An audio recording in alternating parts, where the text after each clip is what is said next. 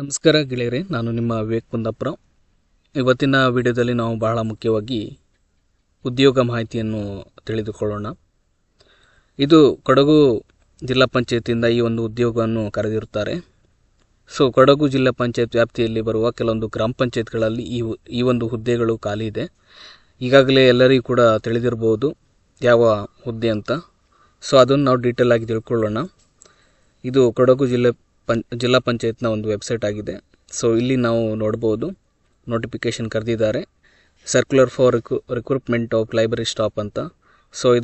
ಇದನ್ನು ನಾವು ಡೀಟೇಲ್ ಆಗಿ ತಿಳ್ಕೊಳ್ಳೋಣ.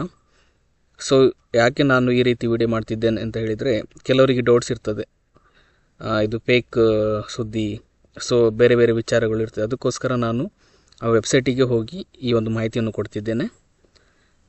ಇಲ್ಲಿ ನೀವು ನೋಡ್ಬೋದು, ದಿನಾಂಕ 24/1/2025 ಈ ಒಂದು ಸುತ್ತೋಲೆ ಹೊರಡಿಸುತ್ತಾರೆ.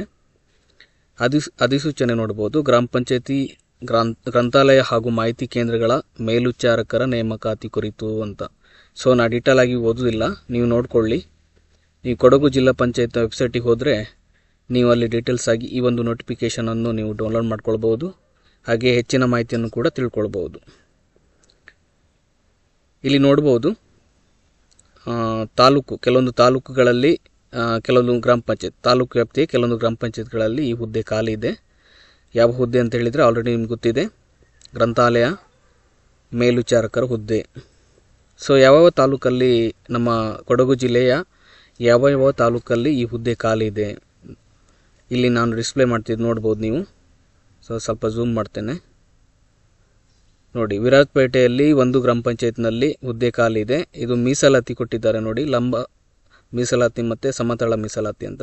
ಪರಿಶಿಷ್ಟ ಜಾತಿ ಮತ್ತು ಸಾಮಾನ್ಯ ಕೂಡ ಕೊಟ್ಟಿದ್ದಾರೆ. ವಿರಾಜಪೇಟೆಯಲ್ಲಿ ಚೆನ್ನಯ್ಯನಕೋಟೆ ಗ್ರಾಮ ಪಂಚಾಯತಲ್ಲಿ ಸಾಮಾನ್ಯ, ಎರಡೂ ಕೂಡ ಸಾಮಾನ್ಯ. ಪೊನ್ನಂಪೇಟೆಯಲ್ಲಿ ಬಾಳೆಎಲೆ ಗ್ರಾಮ ಪಂಚಾಯತಿಯಲ್ಲಿ ಈ ಹುದ್ದೆ ಖಾಲಿ ಇದೆ. ಇದು ಪರಿಶಿಷ್ಟ ಪಂಗಡ ಮತ್ತು ಸಾಮಾನ್ಯಕ್ಕೆ ಕೊಟ್ಟಿದ್ದಾರೆ. ಪೊನ್ನಂಪೇಟೆ ತಾಲೂಕು ಗ್ರಾಮ ಪಂಚಾಯತ್ ಕುಟ್ಟದಲ್ಲಿ ಒಂದು ಸಾಮಾನ್ಯ ಲಂಬ ಮೀಸಲಾತಿ, ಇನ್ನೊಂದು ಸಮತಳ ಮೀಸಲಾತಿಯಲ್ಲಿ ಮಹಿಳಾ ಅಭ್ಯರ್ಥಿ ಕೊಟ್ಟಿದ್ದಾರೆ. ನೆಕ್ಸ್ಟ್ 5ನೇದು ಸೋಮವಾರಪೇಟೆ ಶನಿವಾರ ಸಂತೆ ಗ್ರಾಮ ಪಂಚಾಯತ್ ವ್ಯಾಪ್ತಿಯಲ್ಲಿ ಪ್ರವರ್ಗ 1 ಹಾಗೆ ಸಾಮಾನ್ಯ ಕೊಟ್ಟಿದ್ದಾರೆ. ಸೋಮವಾರಪೇಟೆ ನಿಡ್ತ ಗ್ರಾಮ ಪಂಚಾಯತ್ ಸಾಮಾನ್ಯ ಮತ್ತು ಅಂತ ಕೊಟ್ಟಿದ್ದಾರೆ. ಇದ್ರ ಬಗ್ಗೆ ನನಗೆ ಐಡಿಯಾ ಇಲ್ಲ, ನೋಡ್ಕೊಳ್ಳಿ. ಮತ್ತು ಕುಶಾಲನಗರ ಸೆರಂಗಾಲ ಮತ್ತು ಪ್ರವರ್ಗ 2A ಸಾಮಾನ್ಯ ಕೊಟ್ಟಿದ್ದಾರೆ. ಪೊನ್ನಂಪೇಟೆ ಗೋಣಿಕೊಪ್ಪ ಸಾಮಾನ್ಯ, ಮತ್ತು ಇಲ್ಲಿ ಕೂಡ ನೋಡ್ಕೊಳ್ಳಿ, ಮೋಸ್ಟ್ಲಿ ಇದು ಸ್ಪೆಷಲ್ ಏಬಲ್ಡ್ ಇರ್ಬೋದು, ಅವರಿಗೆ ಒಂದು ಮೀಸಲಾತಿ ಇದೆ. ಮತ್ತು ವಿರಾಜಪೇಟೆ RG ಗ್ರಾಮ ಪಂಚಾಯತ್ ಪರಿಶಿಷ್ಟ ಜಾತಿ ಮತ್ತು ಮಹಿಳಾ ಅಭ್ಯರ್ಥಿ ಕೊಟ್ಟಿದ್ದಾರೆ. ಪೊನ್ನಂಪೇಟೆ ಬಾಡಗ, ಪೊನ್ನಂಪೇಟೆ 2 ಇದೆ, 2 ಗ್ರಾಮ ಪಂಚಾಯತಲ್ಲಿ ಇದೆ. ಒಂದು ಬಾಡಗ ಮತ್ತು ಆಲ್ರೆಡಿ ನಾನು ಹೇಳಿದಾಗೆ ಕುಟ್ಟ ಸಾಮಾನ್ಯ ಮತ್ತು ಮಹಿಳಾ ಅಭ್ಯರ್ಥಿ ಕೊಟ್ಟಿದ್ದಾರೆ ಇದಕ್ಕೆ. ಈ ಹುದ್ದೆ ಕೇವಲ ಆ ಗ್ರಾಮ ಪಂಚಾಯತ್ ವ್ಯಾಪ್ತಿಯಲ್ಲಿ ಇರುವವರಿಗೆ ಸೀಮಿತ. ಮತ್ತು ಅದು ಅಲ್ಲದೆ ಆ ಗ್ರಾಮ ಪಂಚಾಯತ್ ವ್ಯಾಪ್ತಿಯಲ್ಲಿ ಅಭ್ಯರ್ಥಿ ಇಲ್ಲದಿದ್ದರೆ ತಾಲೂಕಲ್ಲಿ ಅವರು ನೋಡ್ತಾರೆ. ತಾಲೂಕು ವ್ಯಾಪ್ತಿಯಲ್ಲಿ ಯಾರೆಲ್ಲ ಅರ್ಹತೆ ಇದ್ದಾರೆ ಅವರು ಹಾಕ್ಬೋದು. ಶೈಕ್ಷಣಿಕ ವಿದ್ಯಾರ್ಥಿ ಕೇಳಿದ್ದಾರೆ ನೋಡಿ, ಒಂದು ದ್ವಿತೀಯ ಪದವಿ ಪೂರ್ವ ಪರೀಕ್ಷೆ PUCಯಲ್ಲಿ ಉತ್ತೀರ್ಣರಾಗಿರಬೇಕು ಮತ್ತು ಸರ್ಟಿಫಿಕೇಷನ್ ಕೋರ್ಸ್ ಇನ್ ಲೈಬ್ರರಿ ಸೈನ್ಸಲ್ಲಿ ಪ್ರಮಾಣಪತ್ರ ಪಡೆದಿರತಕ್ಕದ್ದು ಹಾಗೂ ಕನಿಷ್ಠ 3 ತಿಂಗಳ ಮಾನ್ಯತೆ ಪಡೆದ ಸಂಸ್ಥೆಯಿಂದ ಕಂಪ್ಯೂಟರ್ ಕೋರ್ಸ್ನಲ್ಲಿ ಉತ್ತೀರ್ಣರಾಗಿರಬೇಕು. ಇದಿಷ್ಟು ವಿದ್ಯಾರ್ಥಿ. ಒಂದು ವೇಳೆ ಅವರು ಲೈಬ್ರರಿ ಸೈನ್ಸಲ್ಲಿ ಪದವಿ ಪಡೆದೇ ಇದ್ದಲ್ಲಿ ಅವರಿಗೊಂದು ಅವಕಾಶ ಕೊಟ್ಟಿದ್ದಾರೆ. PUC ಪರೀಕ್ಷೆಯಲ್ಲಿ ಅಭ್ಯರ್ಥಿ ಗಳಿಸಿದ ಅಂಕಗಳನ್ನು ಆಧರಿಸಿ ಅಧಿಸೂಚಿಸಿದ ಖಾಲಿ ಹುದ್ದೆಗಳಿಗೆ ಮೀಸಲಾತಿ ಬಿಂದುವಿನಂತೆ ಆಯ್ಕೆಗೆ ಪರಿಗಣಿಸಲಾಗುವುದಂತ. ಮತ್ತು ಕೆಲವೊಂದಿಷ್ಟು ಇನ್ಸ್ಟ್ರಕ್ಷನ್ ಕೆಳಗೆ ಕೊಟ್ಟಿದ್ದಾರೆ, ಅದು ನೀವು ಓದ್ಕೊಳ್ಳಿ, ನಾವು ಎಲ್ಲದೂ ಕೂಡ ಹೇಳೋದಿಲ್ಲ. ನೆಕ್ಸ್ಟ್ ವಾಸಸ್ಥಳ ಕೊಟ್ಟಿದ್ದಾರೆ ನೋಡಿ, ನಾವು ಆಲ್ರೆಡಿ ಹೇಳಿದ್ದೇನೆ. ಗ್ರಾಮ ಪಂಚಾಯತ್ ವ್ಯಾಪ್ತಿಯಲ್ಲಿ ಇದ್ದರೆ ಉತ್ತಮ, ಅವರನ್ನು ಆಯ್ಕೆ ಮಾಡ್ತಾರೆ. ಒಂದು ವೇಳೆ ಇಲ್ಲದಿದ್ದರೆ ತಾಲೂಕು ವ್ಯಾಪ್ತಿಯಲ್ಲಿ ಅವರನ್ನು ಆಯ್ಕೆ ಮಾಡ್ತಾರೆ ಯಾರಿದ್ದಾರೆ. ಮತ್ತು ವಯೋಮಿತಿ ಕೂಡ ಕೊಟ್ಟಿದ್ದಾರೆ, ಕೆಳಗಡೆ ನೀವು ನೋಡ್ಕೊಳ್ಬೋದು. ಕನಿಷ್ಠ 18 ವರ್ಷ ವಯಸ್ಸನ್ನು ಪೂರೈಸಿರತಕ್ಕದ್ದು. ಮತ್ತು ಗರಿಷ್ಠ ವಯೋಮಿತಿ ಇಲ್ಲಿ ಕೆಳಗೆ ಕೊಟ್ಟಿದ್ದಾರೆ. ಸಾಮಾನ್ಯ ವರ್ಗ 35 ವರ್ಷ ಆಗಿರಬೇಕು. 2A 2B 3A 3B ಅವರಿಗೆ 38 ವರ್ಷ. ಪರಿಶಿಷ್ಟ ಜಾತಿ ಪರಿಶಿಷ್ಟ ಪಂಗಡ ಪ್ರವರ್ಗ 1 40 ವರ್ಷ ಆಗಿರಬೇಕು ಅವರಿಗೆ. ಸೊ ಅವರು ಈ ಒಂದು ಹುದ್ದೆಯನ್ನು ಪಡೀಲಿಕ್ಕೆ ಎಲಿಜಿಬಲ್ ಆಗಿರ್ತಾರೆ. ಸೊ ಕೆಳಗೆ ಕೂಡ ಕೆಲವೊಂದಿಷ್ಟು ವಿಷಯಗಳು ಕೊಟ್ಟಿದ್ದಾರೆ, ಅದು ಓದ್ಕೊಳ್ಳಿ. 10 ವರ್ಷದ ಸಡಿಲಿಕೆ ಕೂಡ ಕೊಟ್ಟಿದ್ದಾರೆ, ಯಾರಿಗಂತ ಇಲ್ಲಿ ನೀವು ಓದ್ಕೊಳ್ಬೋದು, ನಾನು ಅದು ಡೀಟೇಲ್ಸ್ ಆಗಿ ಹೇಳೋದಿಲ್ಲ. ಮತ್ತು ಅಂಗವಿಕಲ ಅಭ್ಯರ್ಥಿ ಕೂಡ 10 ವರ್ಷ ಸಡಿಲಿಕೆ ಕೊಟ್ಟಿದ್ದಾರೆ, ಅದು ಅಧಿಸೂಚನೆ ಕೂಡ ಇಲ್ಲಿ ಹಾಕಿದ್ದಾರೆ ನೋಡಿ, ಅದು ಓದ್ಕೊಳ್ಬೋದು. ಸೊ ಅವರಿಗೆ ಇದು. ಮತ್ತು ಮಾಜಿ ಸೈನಿಕ ಗ್ರಾಮೀಣ ಅಭ್ಯರ್ಥಿ ಕೆಲವೊಂದಿಷ್ಟು ಮೀಸಲಾತಿಗಳನ್ನು ಕೊಟ್ಟಿದ್ದಾರೆ, ಅದು ಓದ್ಕೊಳ್ಳಿ. ಮತ್ತು ಕನ್ನಡ ಮಾಧ್ಯಮ ಅಭ್ಯರ್ಥಿ ಕೂಡ ಹಾಗೆ.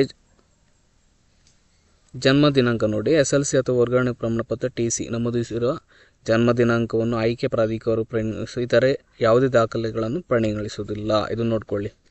ಮತ್ತು ಅರ್ಜಿ ಸಲ್ಲಿಸುವ ವಿಧಾನ, ಈ ಒಂದು ವೆಬ್ಸೈಟಿಗೆ ಹೋಗಿ ಇಲ್ಲಿ ನಾನು ಏನು ತೋರಿಸ್ತಿದ್ದೇನಲ್ಲ ಆನ್ಲೈನ್ ಮುಖಾಂತರ ಇದನ್ನು ಅಪ್ಲೈ ಮಾಡಲಿಕ್ಕೆ ಇರುವುದು.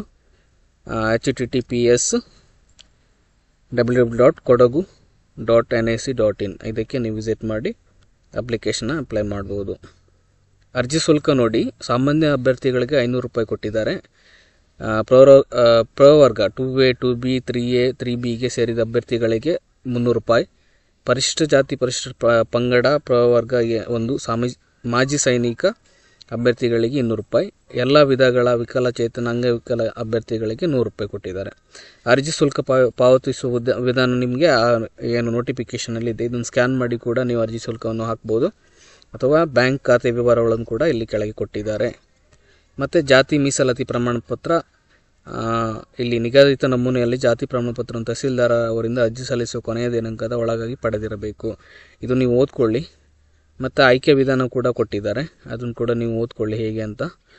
ನೆಕ್ಸ್ಟ್ ವೇತನ ಶ್ರೇಣಿ ಕೂಡ ಕೊಟ್ಟಿದ್ದಾರೆ, ಕನಿಷ್ಠ ವೇತನ 18,606 ಇದೆ. ಮತ್ತು ಸಾಮಾನ್ಯ ಸೂಚನೆಗಳನ್ನು ಕೊಟ್ಟಿದ್ದಾರೆ, ಅದನ್ನು ಸ್ಪಷ್ಟವಾಗಿ ಓದ್ಕೊಳ್ಳಿ. ಬಿಫೋರ್ ನೀವು ಅಪ್ಲೈ ಮಾಡೋ ಮುಂಚೆ ಅದನ್ನು ಸ್ಪಷ್ಟವಾಗಿ ಓದ್ಕೊಳ್ಳಿ, ಎಲ್ಲವನ್ನು ಕೂಡ ಕೊಟ್ಟಂಥ ಇನ್ಸ್ಟ್ರಕ್ಷನನ್ನು.